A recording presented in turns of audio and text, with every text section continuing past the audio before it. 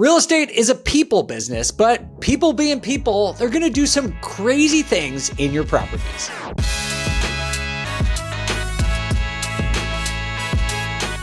Hey everyone, it's Dave and I'm back here with Henry Washington.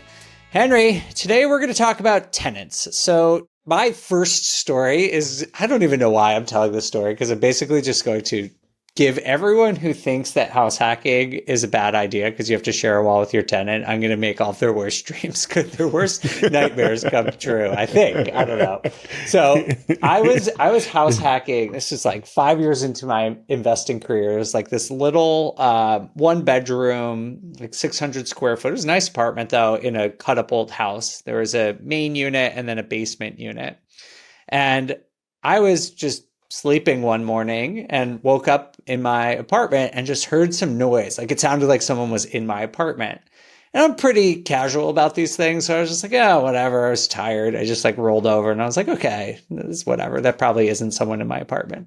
I go back to sleep and like a minute or two later, I hear the toilet flushing. And I'm like, what? Okay, that's pretty weird. This is not that big an apartment. There's only one bathroom. And I'm like, oh, it must be Jane, who's my girlfriend at the time, but we weren't, my current wife, but we weren't living together at the time. And I kind of like all of a sudden snapped to, and I was like, Jane didn't stay over here last night. And so I'm like, someone is in my apartment. And, I just like looking around my apartment, I'm like in my boxers, and I like found, I like camping. So I pulled out like my camping knife and I'm like stalking around my apartment. And I walk out into the living room and there's just this woman fully clothed, asleep, face down on my couch. And I'm like, what is this person doing? And like, I went over to her and I just like started like shaking her. And I was like, hello? And she was like, leave me alone. And I was like, no, you're in my house. Like, you have to get up. And she was like, no, man, it's cool. It's cool. I was like, no, it is not cool. You can't be sleeping in my apartment right now. It is very not cool. It's very not cool. So it was going on for me, like, a minute or two. And finally she's like, no, man, it's cool. CJ said I could sleep over. And I was like, oh my God, CJ is my tenant who lives in the basement. And I'm like looking around my apartment and I see she had just left cigarettes and a lighter on my floor, and I don't smoke cigarettes. And so I was like, oh, she must have gone outside to smoke or something, like gone outside and come back in the wrong door because she was still hammered. Like you could smell it on her breath. And so I guess in retrospect, I learned that the latch on my door like kind of was like off, and if you pushed it really hard, it would open. I fixed this later, but didn't know that at the time. But the funny thing is, like, I was like, she wouldn't leave. I had to call the police to come because, like, I was like, I don't want to, I'm not going to touch her. I'm not going to like physically remove her from the house. Yeah. So I was like, I'm calling the police. She's like, yeah, whatever. Like she was still so drunk. I was just like, call the police. So the cops came and physically removed her. And they're like, do you want to press charges? And I said, no, obviously. And I went and talked to my tenants. And let's just say that wasn't the only problem I had with those tenants. But luckily, no one was harmed. No one else was there. But that was probably the worst house hacking landlord experience I had. You did more than I would have, buddy. I'm not playing that game. I'm so sorry. I'm in Arkansas. I walk out into my living room and there's a lady laying on the couch. I'm just going to go lock myself in my room and call the police. I'm going to let them deal with it. I don't know her. I didn't touch her. I didn't talk to her. I don't know nothing about nothing. You take care of this. Yeah. In retrospect, that is true. I probably should have done that. I was just so surprised. It was just so weird. And thankfully nothing happened, but I think that was the worst living in the same building as my tenant story. Even though it wasn't my tenants, they clearly were doing something weird if that was the result. I don't know. I think everybody at some point, if you've ever partaken of alcohol at some point, has had a story where either you or somebody you know walked into the wrong house, apartment, No, building. I've never. I wouldn't dream. Yeah, but it was just funny because it was the next morning at like 9. It was like 9 a.m. It's like, anyway. So that was my don't not house hack because of that. It was also my fault because I didn't realize that my lock was broken, but it was, and it, like, nah, you got a drunk person test them. Yeah, it's true. Putting like all of your weight against it and just like slamming against it. Well, you need to thank her because she might have stopped an actual burglar. That's a really good point. Maybe she prevented something, and this was just like a good test for me. All right, so that's my first story of me not securing my own property and luckily getting out of that situation without any serious trouble. Henry, what's your first tenant story you want to share? Well, my first tenant story is the case of the stolen identity. So we had a tenant who applied to live in our unit. This is like a Scooby-Doo episode. I like it. Yes. They applied to live in this unit, and I would normally keep names out to protect the innocent. But this person who applied, name was Samantha Suarez. And Samantha Suarez passed a background check. She was very friendly. She seemed very respectable. And so we said, have at it. She moved in and within... Wait, can I ask a question? Sure. Did you meet her in person? Was this on the phone? Was it digitally? Nope, met her in person. Okay.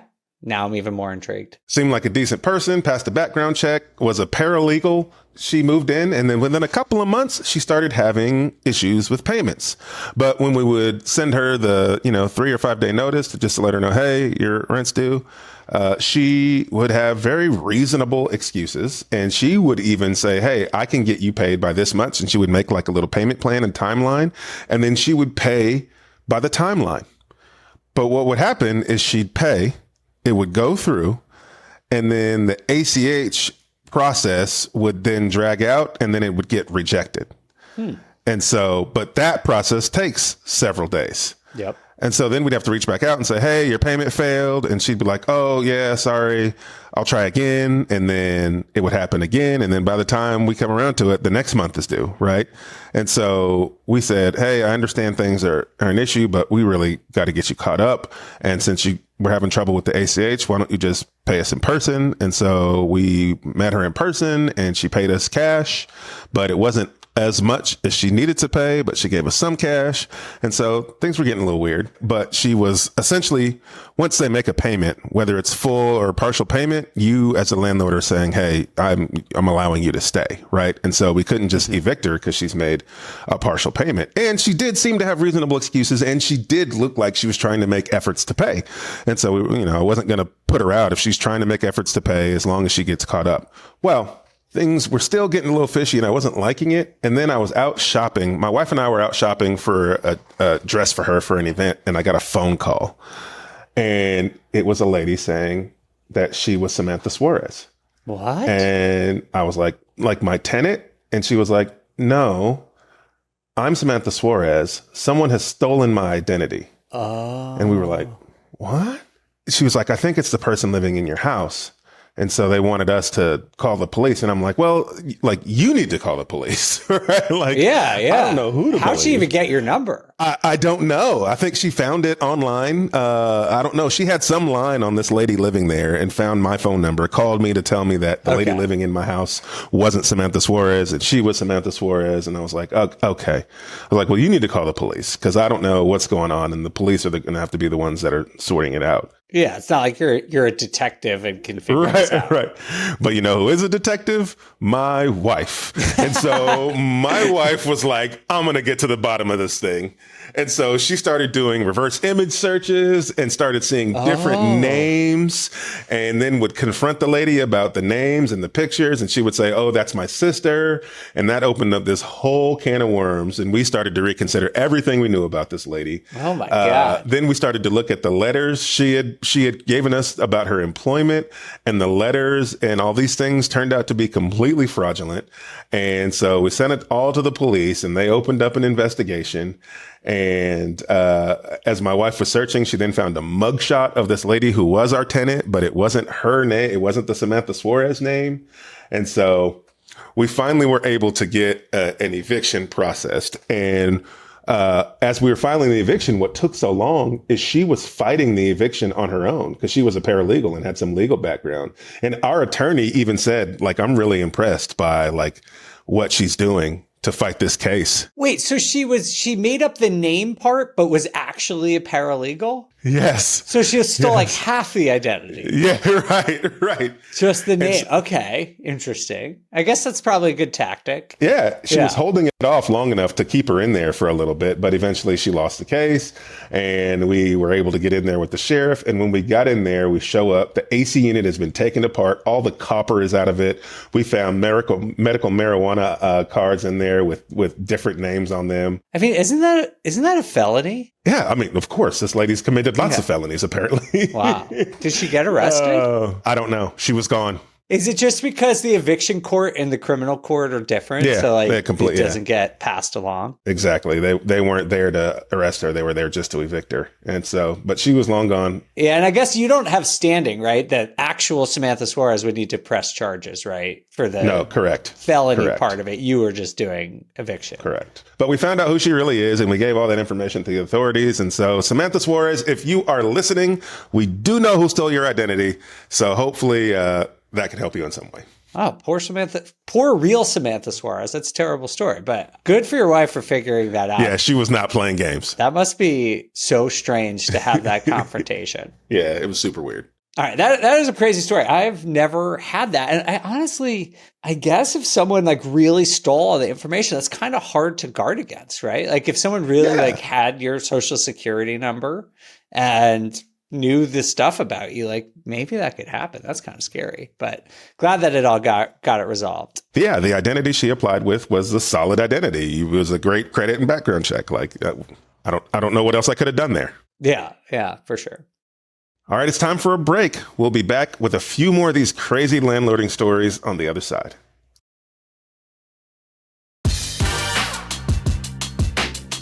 Thanks for sticking with us. Here's more of me and Dave talking tenants.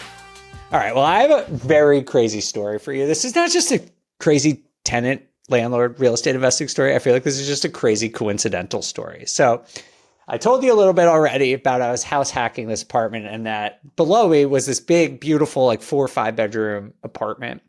And for the whole time I was house hacking and years after, there's this group of women similar age to me at the time who lived there. And we were all really friendly. Like we didn't, hang out all the time, but like, if we were having a beer in the backyard, they'd come sit down kind of thing. And they wound up actually living there for, I think, 3 or 4 years minimum.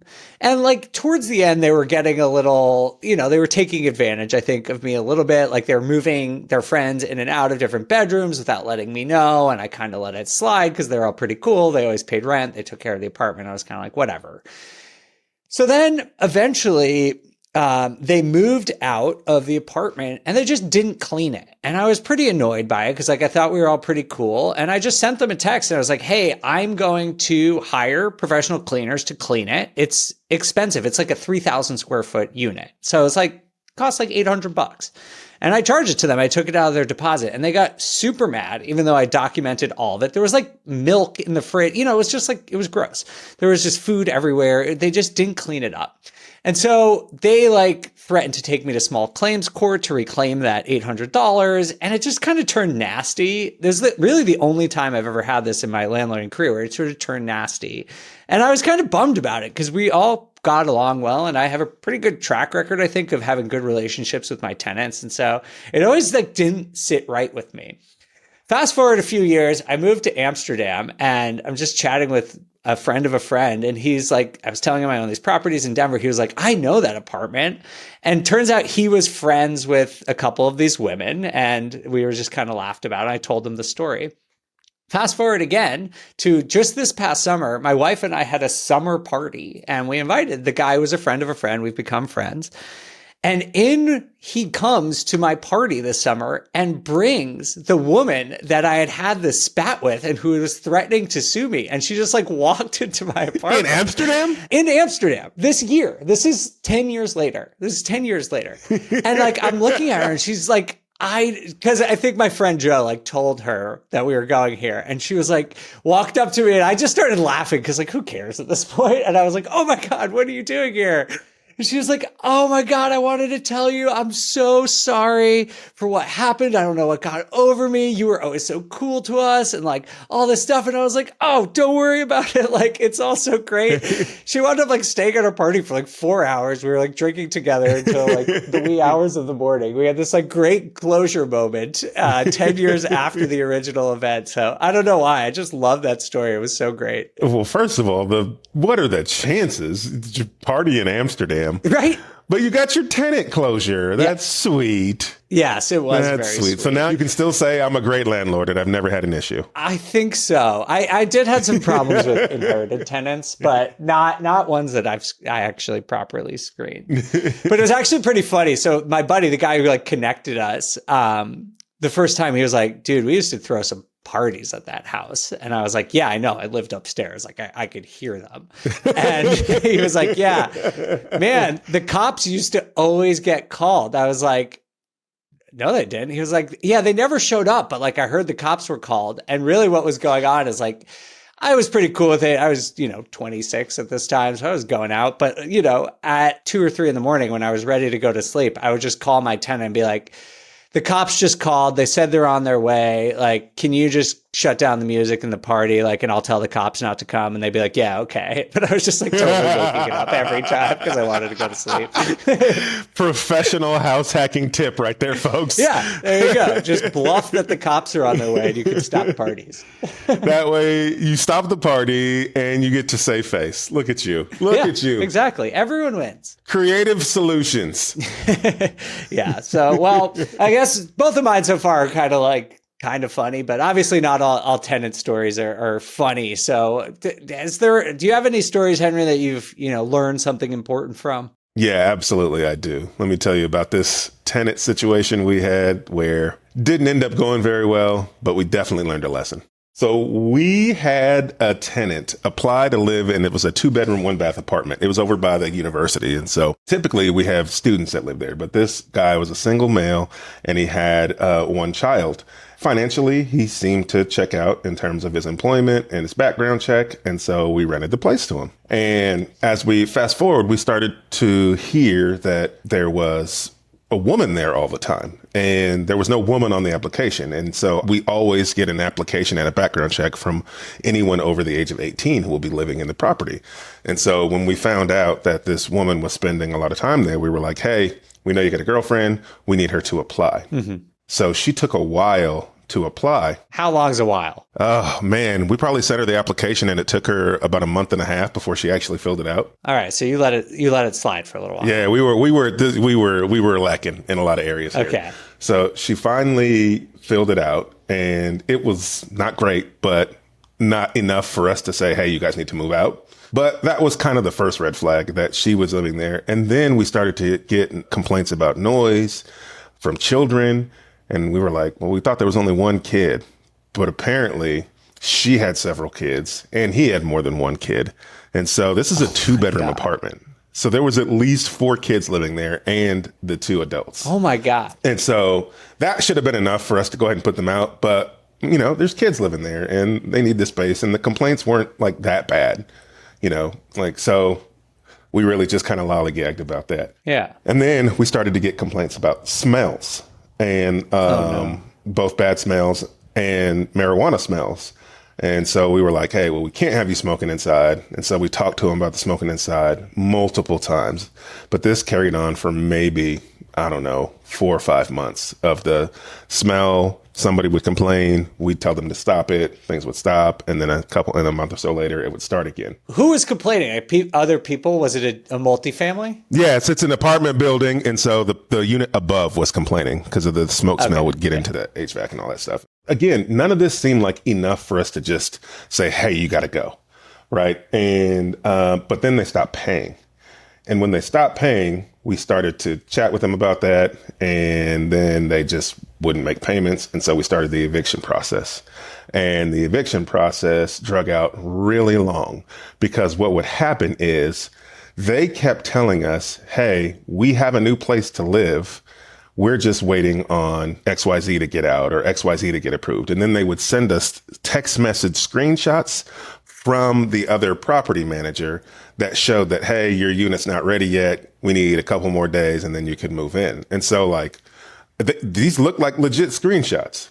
But one of them, finally, they sent me and I saw the name on the screenshot.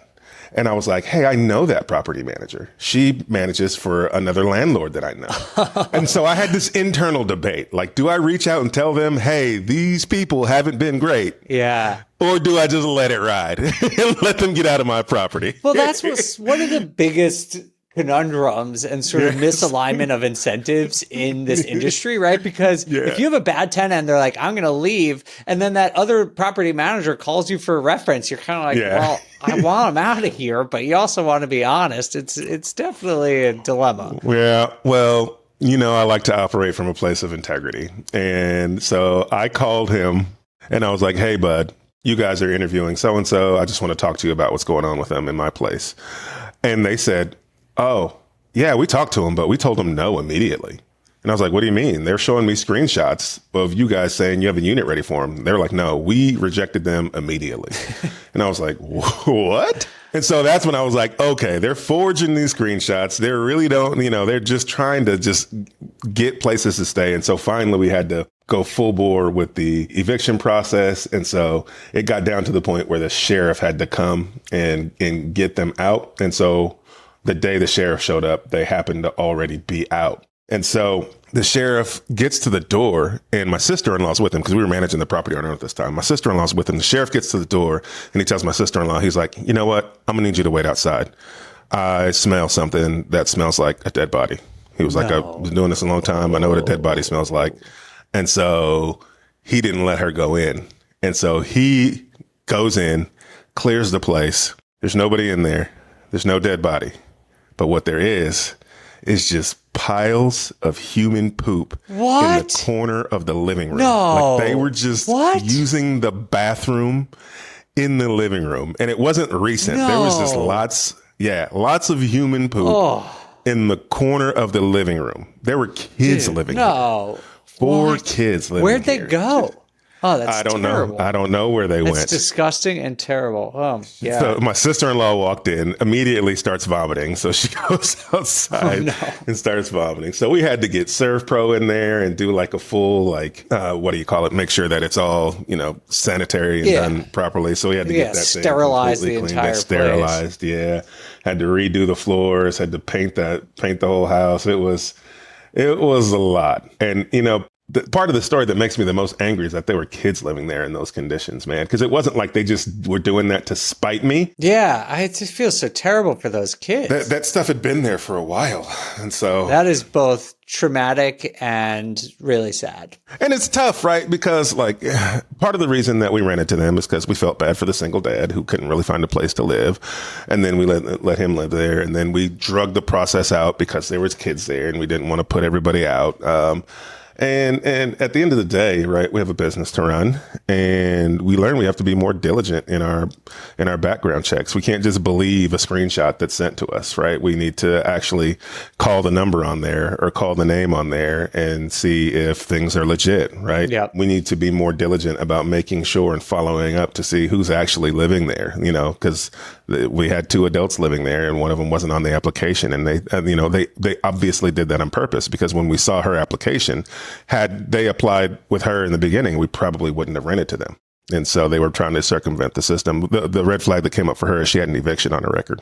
Oh, okay. And so like, should we have evicted them when we found out she had an eviction before? Probably. But knowing they had small kids there, we just, you know, and they were paying at that time, it was hard for me to just say, you know what, you should leave with your kids. You know, it was tough. So we have to be more diligent. We can't trust everything. We have to trust but verify. You just have to have a solid landlording background and screening process that you follow every single time the same way, regardless of what the story is of that tenant. That's the real thing about, we always talk about this, but prevention is so much better than dealing with it once people are always living there. It gets really sticky and really challenging with those kinds of situations. Yeah. Well, literally sticky in this situation, but literally sticky and stinky in this situation. Yes, that's right. We have to take a break, but stick around because coming up, Henry has one of the more uplifting tenant stories I've ever heard.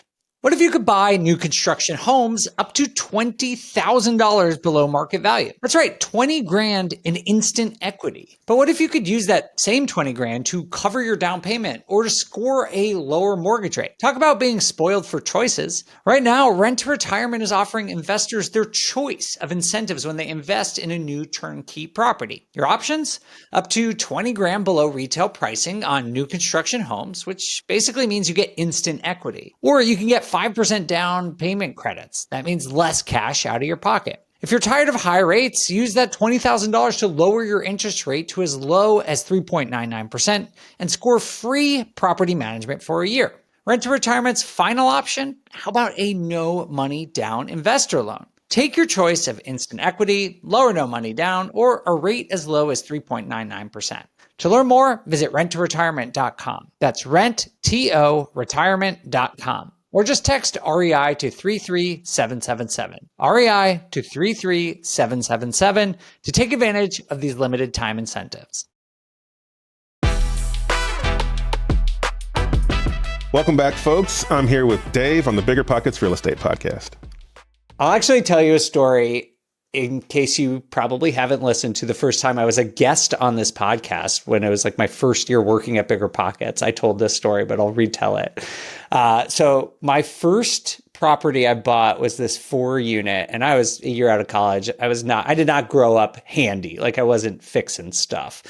And this property, I was 80 years old at the time and needed some work. And I just decided I could teach myself because I was self-managing and I wanted to save some money because all the money I was spending on contractors could have gone towards my rent. I was still renting at the time. This was before I was house hacking. And basically when the inspection happened, there was this railing and staircase that needed to be built in the backyard that goes out to the parking lot. And I decided I would build it myself because I'm an idiot and didn't realize that building a staircase is incredibly difficult. You're so and hard. And no business doing it. Like I started with, I'm sure for someone who's experienced, they could do it pretty easily. But for someone who hadn't done that much with power tools in his life, I probably bit off more than I could chew. So I went to the pawn shop and bought some tools because actually pawn shops have pretty good tools. They have the best tools. And so I went to the pawn shop, bought some tools, like watched some YouTube videos, got the supplies at Home Depot and sat out there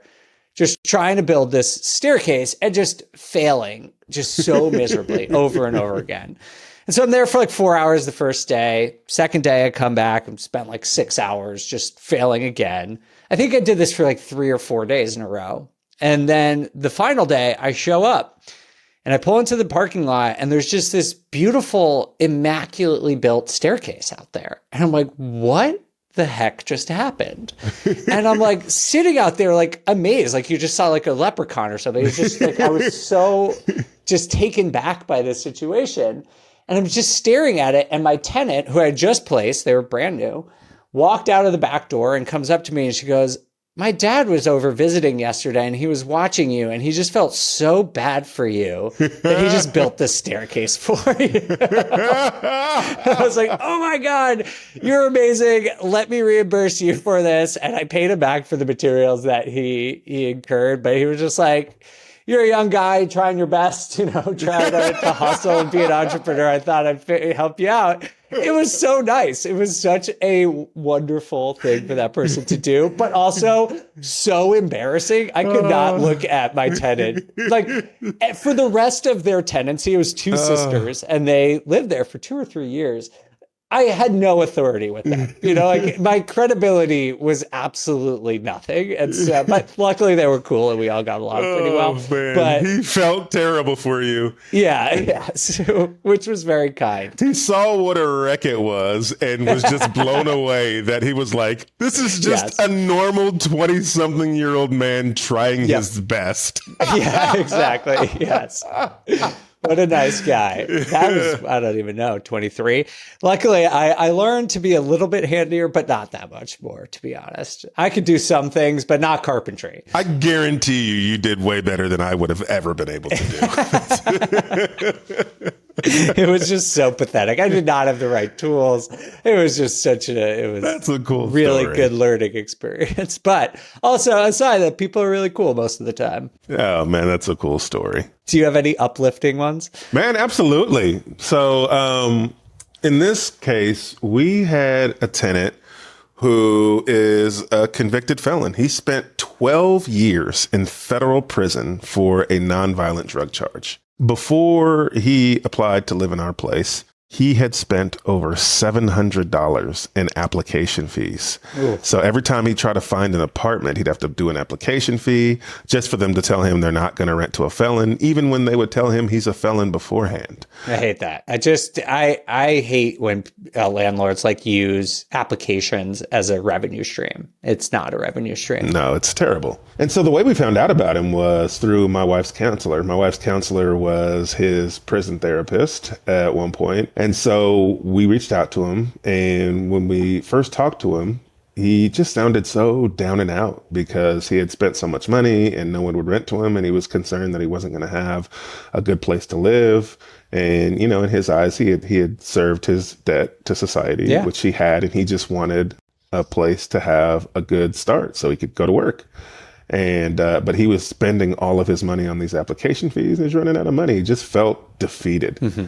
And so we did tell him that he needed to apply because we did need to see his credit and his background check. And he applied and his story completely checked out. Everything he told us that we would see, we saw. It wasn't clearly he was being upfront. And when my wife told him that we would rent to him, he started crying. He was so thrilled that someone was going to take a shot on him. And he promised us, like swore up and down, he was like, I'm not going to let you down. And it's been 3 years now he's been our tenant. And he called us recently last week to tell us he was getting married. Oh, wow. And he's just been great. And he always pays on time. There's never any issue. He doesn't complain about anything.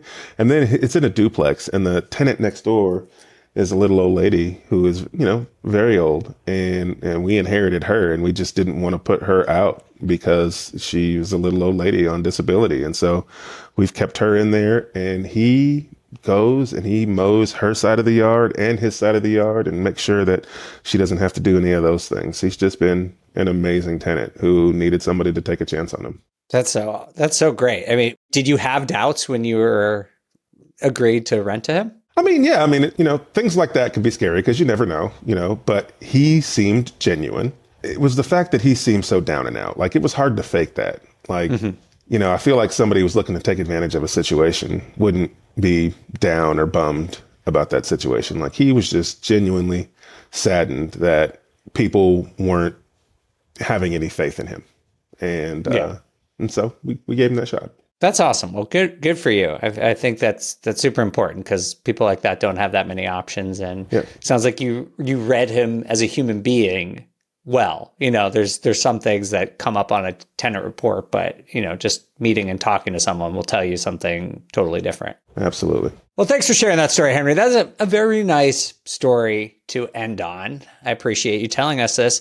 I mean, is that your experience that most of the time tenants are pretty cool? Yeah, I mean, we've got a lot of tenants and most of them we don't have any issues with. It's a select few that we end up having issues with. And it's either people we've inherited or people where, you know, we just read the situation wrong. But a lot of the times, man, when situations go bad, you know, life starts life into people, right? Yeah. Even though you can pick a good tenant who ends up in a tough life situation and then things can go south, man. It's hard to always just remember that, yes, you are running a business, but these are people, and people have people problems. And sometimes you just got to put yourself in their shoes and remember that it's not always most important to make the best business decision. We try to make the best people decision. And sometimes that costs us money, and we're okay with that. Well, I would say sometimes you don't make the best financial decision, but that can be a good business decision.